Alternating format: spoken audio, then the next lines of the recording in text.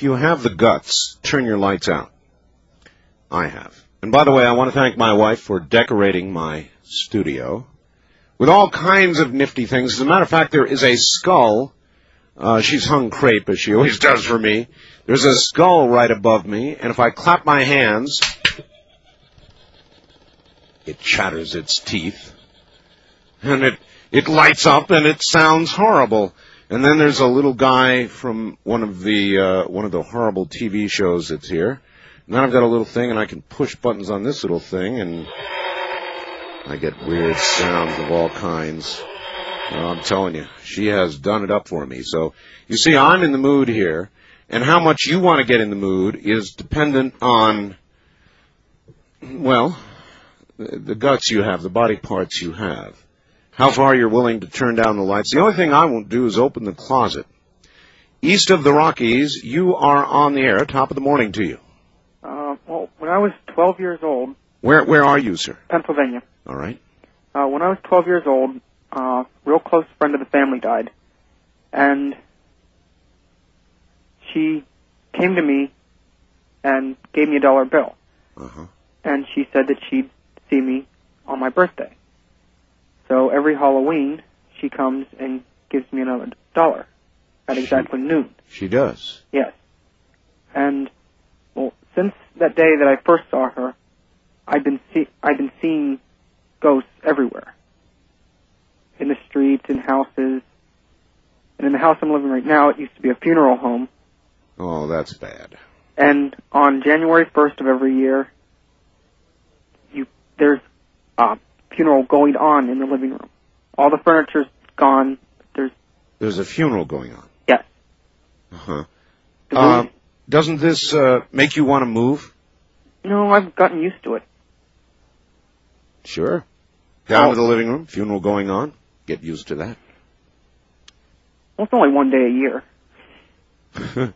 It'd be one day too many for me. And then you're seeing ghosts everywhere anyway. You're beginning to see entities. How do you feel about that?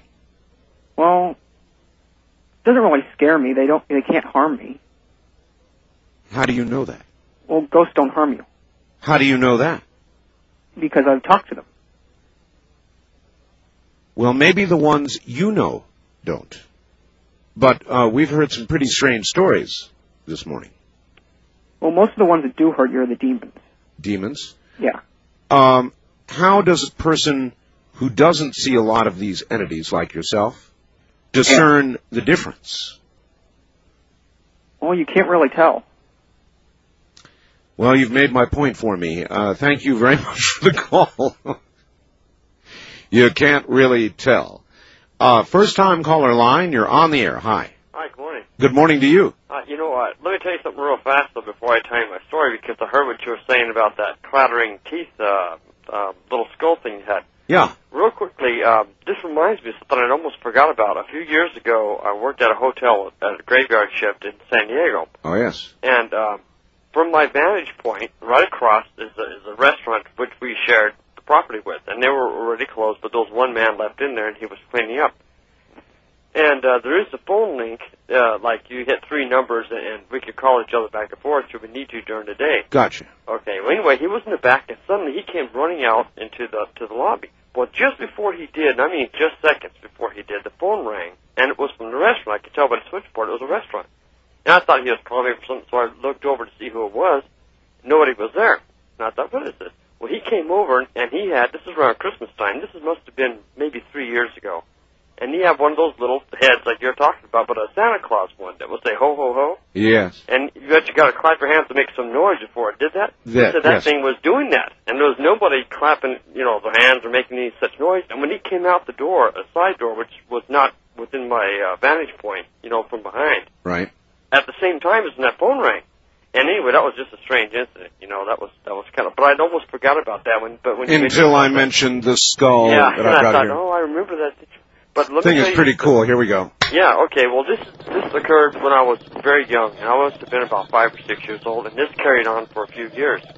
I lived in a home in Pomona, California, and I don't have a full recollection of the layout of the home, but I remember my room I shared with my brother was a pretty good-sized room at the end of a hallway. Mm-hmm. And at the if you were to walk down the hallway toward where the living room would be, to the left was our kitchen. Now, my mother worked a graveyard shift during that time. She worked at a factory of some kind, and she had to leave real late at night. And I remember the first incident that ever occurred in that house was at, I lived kind of a strict family that the kids stayed in the room until they were allowed to get up in the morning for breakfast. You know, we were real little, all of us, those three of us. My brother, myself, and my sister, who had another room in a different part of the house. Well, I remember all the noises that I would hear. My mother making coffee, you know, stirring the cup and setting the cup down, and then turning the lights off, and then going out the front door, closing it, locking it, jumping in her car, and leaving. The whole sequence of sounds was always the same, because I was pretty much awake during that time. You get used to the rhythm of a house. The rhythm of the house, exactly. Well, I do remember the first incident that I can actually recall directly was hearing, after she was gone, and the house dark again, I heard the sound of the coffee cup clinking down on the counter. Now, this happened, that was pretty much it at first, and I thought, now, what is this? You know, I started getting curious because I know that she left for work, you know. Well, one night, I heard the coffee cup go down, and I saw the light turn on after my mom had left. So I got up, and I went to see if my mom had come back somehow. Well, I go to the kitchen, and nobody is there.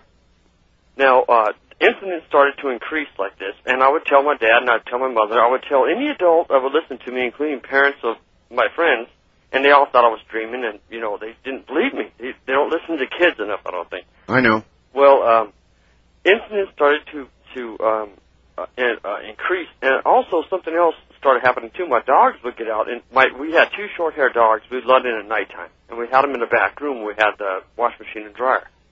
And pretty much you know, I wouldn't say every day, but I'd say at least once a week, the dogs would get out, and they'd come tearing up the hallway and jumping on our beds and stuff, and my dad would get myself and my brother in trouble for that, thinking that we're letting the dogs out. Never once did either my brother or I ever do that, ever. But we're accused of it pretty much every day, you know, because it seemed as though that was happening. And I'm beginning to wonder about that now. But the incidents that I know were spiritual in nature started to increase. For example, when I would wake up suddenly with a start during the night, and something would wake me up, and why or how sharply, I can't really explain.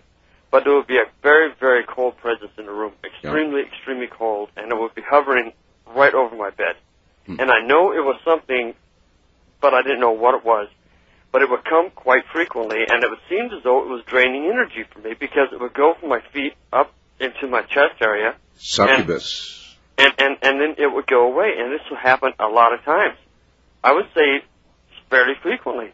Well, at one point, when this would happen, I would first wake up. All right, we don't have much time left. Okay, I'm going to hurry this. I would get up and I would run for it into, like what my grandmother's room was, and jump into bed with her and hide from this thing.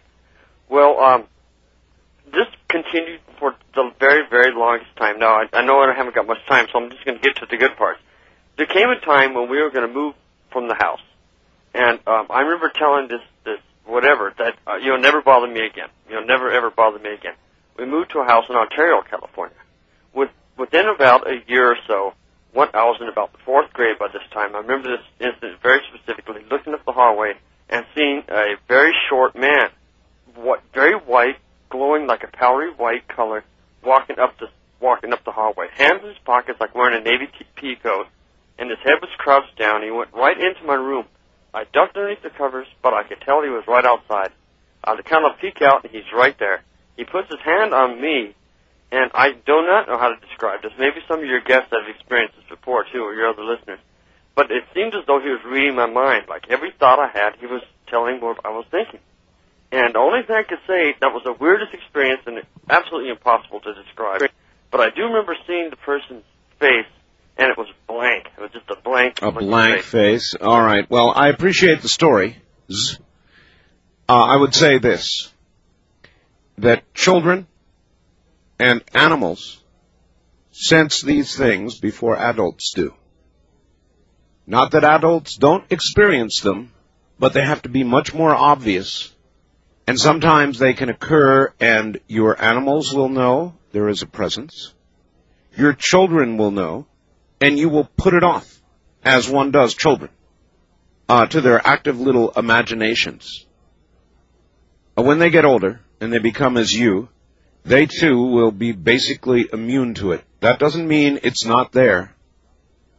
You just have forgotten how to see it and hear it and know it.